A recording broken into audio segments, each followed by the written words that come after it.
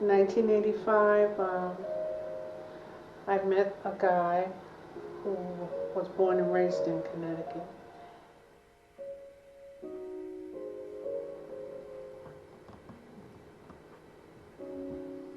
He's a nice guy. I never met a guy so nice before. Hazel eyes, he was handsome. He told me he was the star football player on his high school team. And I was like in my early 30s, but I was feeling this, I guess because I never lived it before. He was in drugs too. That's how I met him. We were both buying. So I told him, I said, let's you and I go to Connecticut and start over again. So we did. We went up to Connecticut. I started working at one job, and he started working at a restaurant. We found a place. His mother helped us find an apartment. I was really enjoying myself. Really had a good time until this man got sick. I don't know if I asked him, but I'm thinking that he told me he had pneumonia. And I'm visiting him, and I'm going home, not even thinking about nothing. You know, I know he's going to get better, he's going to come home. When he did come home, he told me, he says, you know, I have HIV. So he said, you need to go and see my doctor. I was nervous the whole time, working and nervous, working and nervous.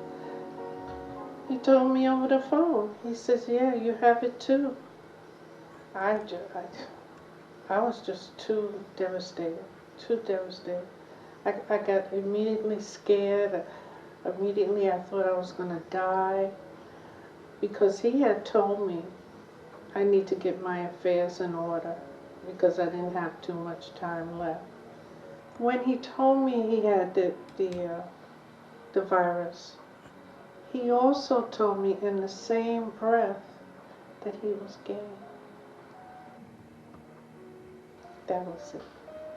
That was it. I ran from him. I never saw him again. Never saw him.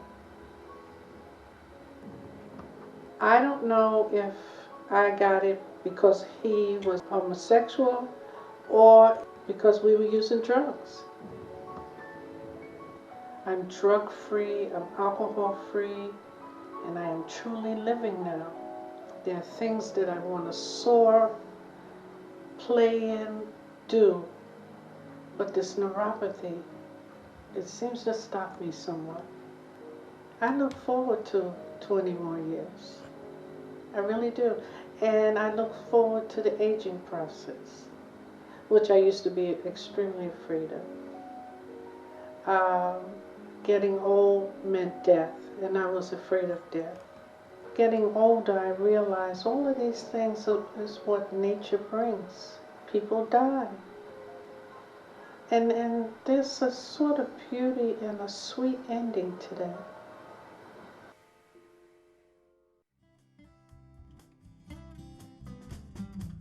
I'm a single, heterosexual, black man. My current status, and it has been for nearly 20 years now, I'm HIV positive since August of 1988. I was functioning 50, 60, 70 hours a week on a job, and on the weekends I would engage in drug behavior. And I probably was walking around with the virus prior to that and didn't know it, as many people are today. And that's why there's a need for educating not just the seniors, but also the family in general, because we want zero infection rate. But more importantly, living with the virus today is something that anyone can do. Many people have a misconception where they feel that in aging, the impact of being diagnosed with the virus is now a death sentence. But I say no, and I would suspect that many clinicians and service providers would say the same thing. The one thing I want to point out, however, is if an older adult contracts the virus, and if they fail to get into treatment early on, the progression of the disease is more rapid in an older adult than it is in a younger adult. Don't have fear. Although there is still stigma and discrimination, that can be combated if we talk about it more. Talk about it as openly as possible, have dialogue, not just with your age group, but with cross generations. People are going to have to begin to realize that we need to work more closely together if we're going to combat this disease. And take, for instance, what comes to mind right now is the reaction that everyone had after 9/11, 2001. I mean, all communities came together and bridged the gap of solidarity. So why does it take such a devastating experience for everyone to understand that we need to do that more? Because we came together then in hard times. We need to come together now.